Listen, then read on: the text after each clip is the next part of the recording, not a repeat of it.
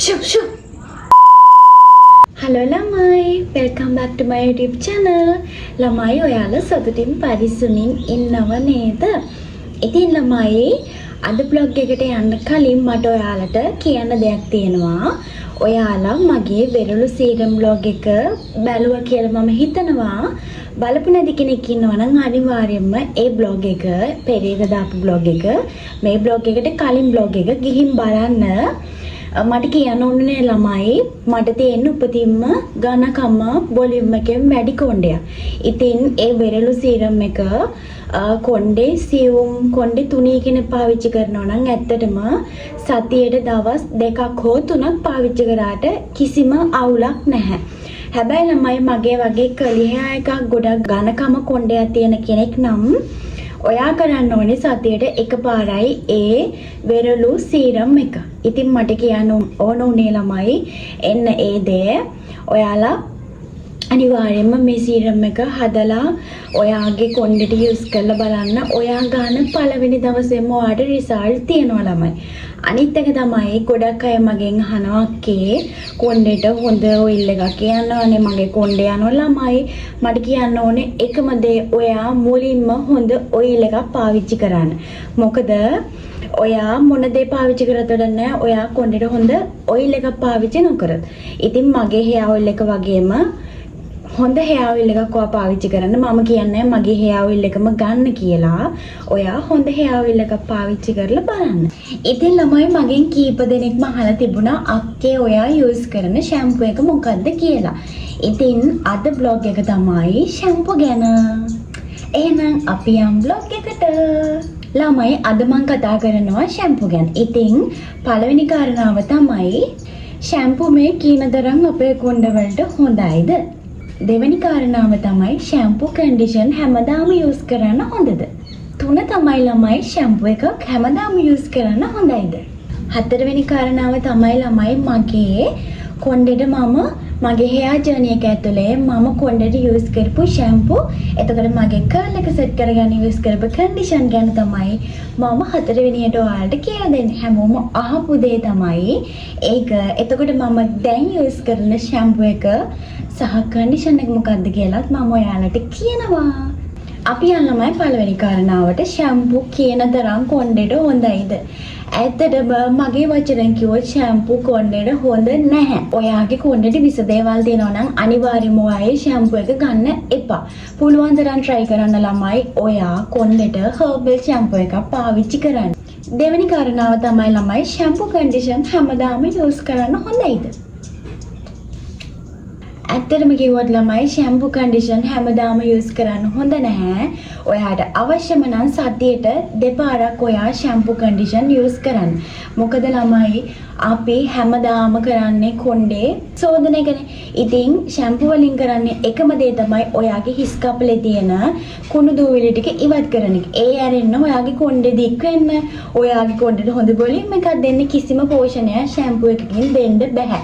ඔය මොන ප්‍රොඩක්ට් එක කිව්වත් ඔයාගේ කොණ්ඩේ දික් වෙනවා මේ shampoo එක ගෑවොත්, ඔයාගේ කොණ්ඩේ වොලියුම් එක වැඩි වෙනවා මේ shampoo එක ගෑවොත්. හැබැයි ළමයි shampoo එකකින් කරන්න පුළුවන් ඔයාගේ කොණ්ඩේ තුනී කරන එක. ඒක මම මගේ experience එකෙන් කියන්නේ shampoo එකකින් කොණ්ඩේ තුනී කරන්න ඇත්තටම පුළුවන්. ඉතින් මම පෞද්ගලිකව කැමති නැහැ මගේ කොණ්ඩේ තුනී වෙනවට.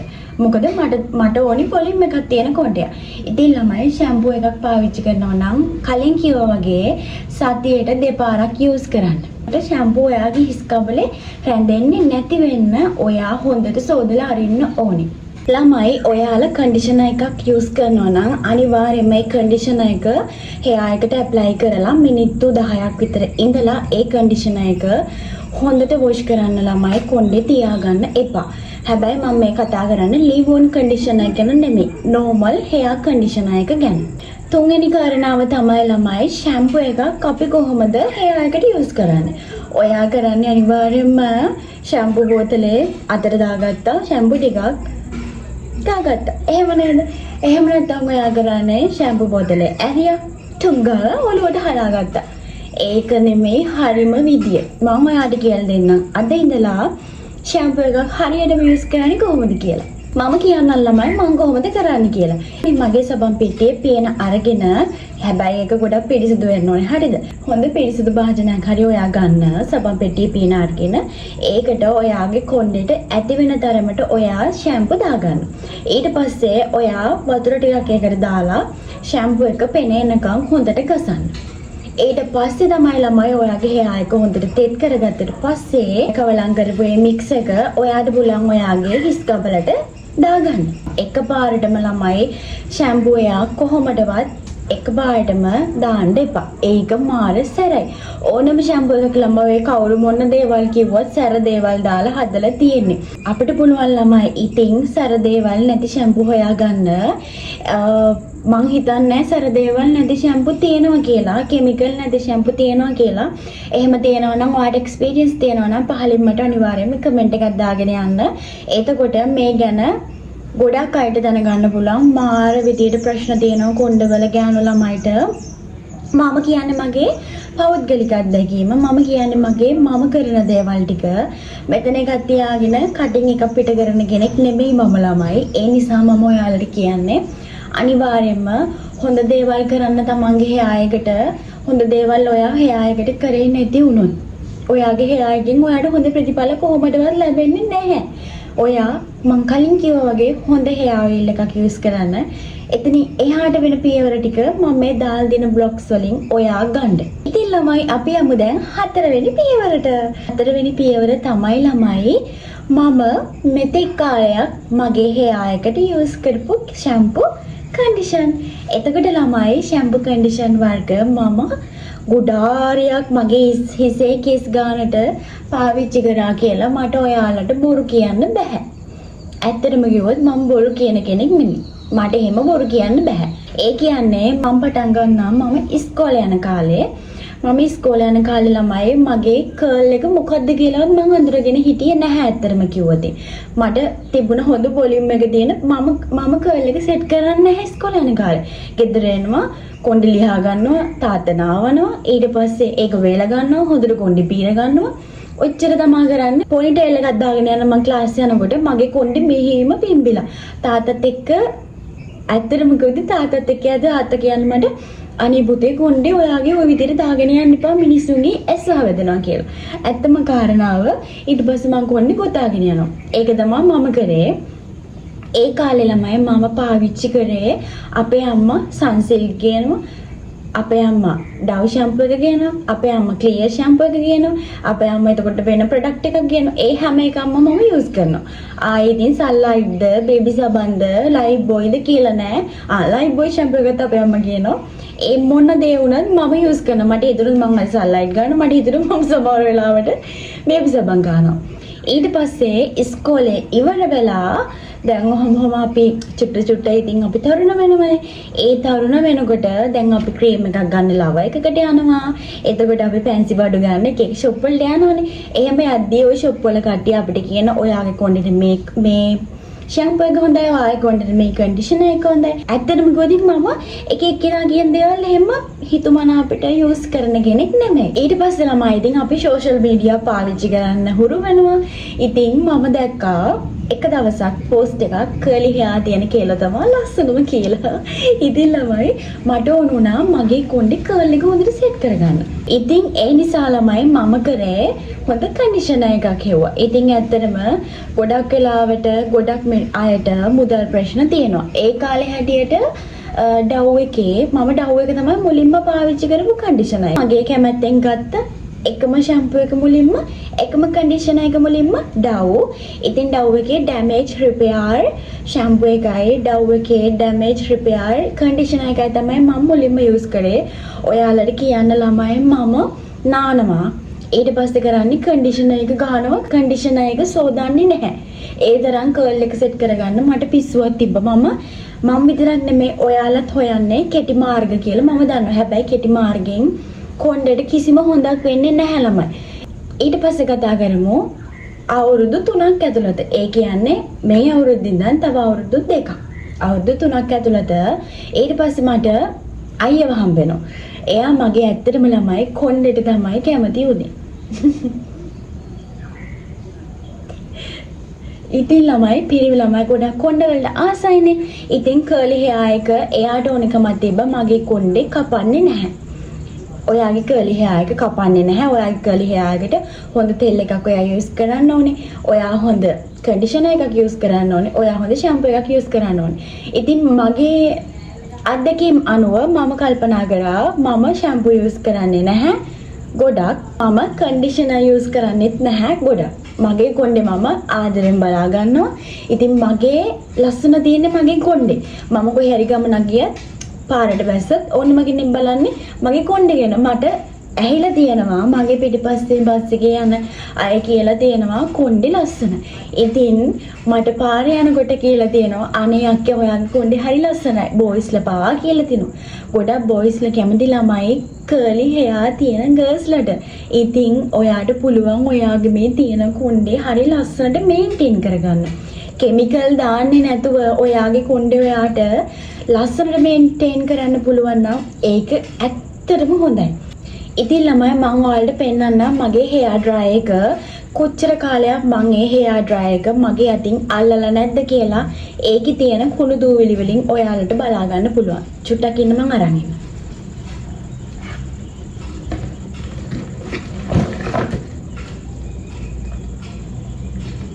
ඉතින් ළමයි ඔයාම බලන්න මගේ හෙයා ඩ්‍රයර් එකේ කොච්චර කුණු දූවිලි තියෙනවද කියලා. මේ මකුළු දැල් බව මගේ හෙයා ඩ්‍රයර් එකේ තියෙනවා. මේක වෙන බර ගානක් දීලා මම ගත්තේ මගේ කැමැත්තට. ඉතින් කර්ල් එක සෙට් කරගන්න කියලා. මෙන්න. මම කර්ල් එක සෙට් කරගන්න පාවිච්චි කරපු දේවල් ඉතින්. මේක බලන්නකෝ දූවිලි.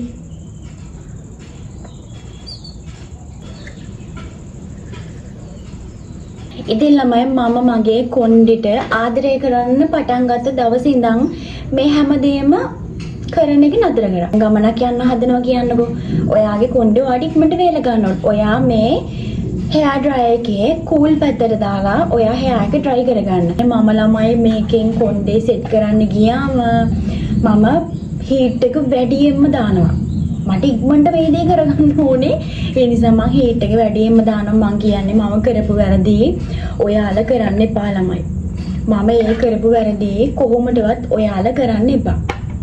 මම කියන්නේ හොඳ හෙයා එකක් ඕනි නම් කිමිකල් අඩුවෙන් යූස් කරන්න. ඔයා ඇඟට දාගන්න දේවල් හොඳ දේවල් වැඩි කරන්න. ඔයා කොළකැඳ ಜಾති බොන්න. එතකොට ඔයා හෙයා සීරම් යූස් කරන්න. ඒ සීරම ළමයි ඔය කිමිකල් වලින් අඩු දේවල් යූස් කරන්න. හෙයා සීරම් එකක් කියලා වෙළඳ පොලේ දැන් තියෙන එක පේජ් වලින් විකුණන දේවල් යූස් කරන්න එපා.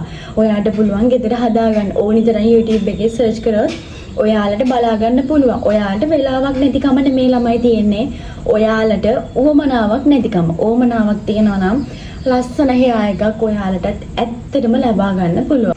ඉතින් ළමයි දැන් මම ඔයාලට පෙන්නන්නේ හැමෝම අහපු මම දැන් අවුරුදු 2ක් විතර තිස්සේ පාවිච්චි කරන එකම ෂැම්පූ එක. හැබැයි මම අතරතුර බේබි සබන් යූස් කරනවා කොණ්ඩෙට.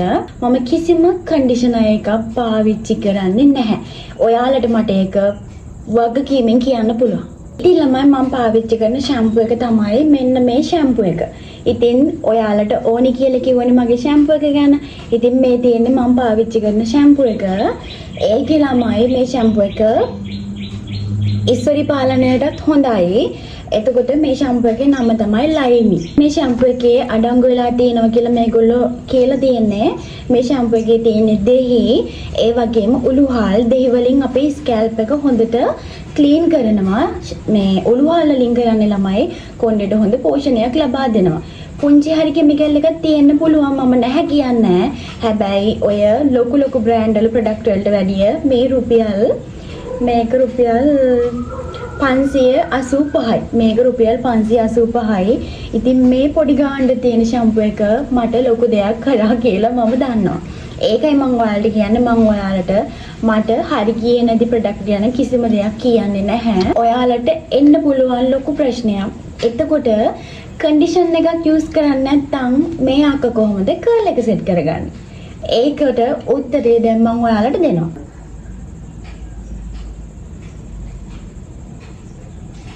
මේ මම මේ බ්ලොග් එක රෙකෝඩ් කරන්න කලින් මම මේ නාලා ඉන්නේ. මම කිසිම කන්ඩිෂනර් එකක් යූස් කරලා නැහැ. කිසිම ලිවෝන් කන්ඩිෂනර් එකක් යූස් කරලා නැහැ මගේ කොණ්ඩෙට. මට ඒක වගකීමෙන් කියන්න පුළුවන්. මම කරන එකම දේ මම කියන්නේ නැහැ ළමයි ඔයාලට මගේ මේ hair oil එකම ගන්න කියලා. හැබැයි මම ඔයාලට කියනවා හොඳ hair oil එකක් යූස් කරන්න කියලා. මම කරන්නේ මගේ hair oil එක ගානවා. ඒ ගාන විදිය මම hair oil එක ගත්ත අයට කියලා දීලා තියෙනවා.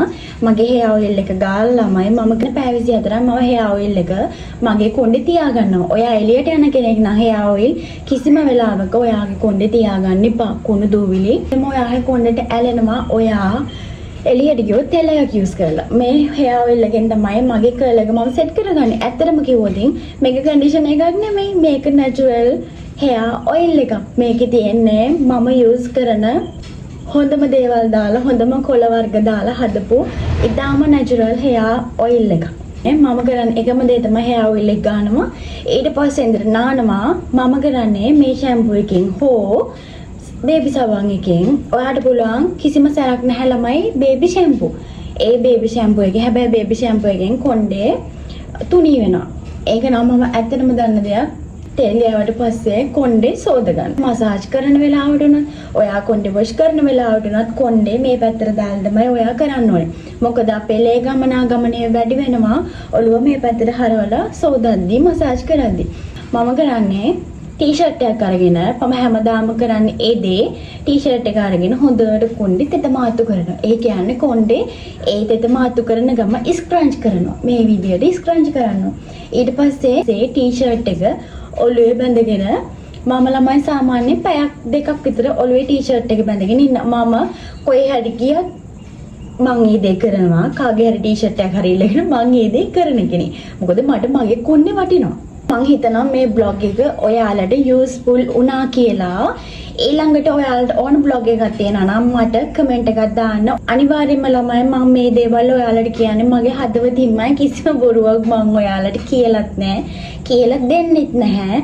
නරක දෙයක්. මොකද කොණ්ඩේ කියන දේ හැමෝටම ආස දෙයක්. හැමෝම ආස කරන දෙයක්. මට අනිත් මම කියන්නේ එකම දෙයයි ලයික් එකක් දාන්න, කමෙන්ට් එකක් දාන්න.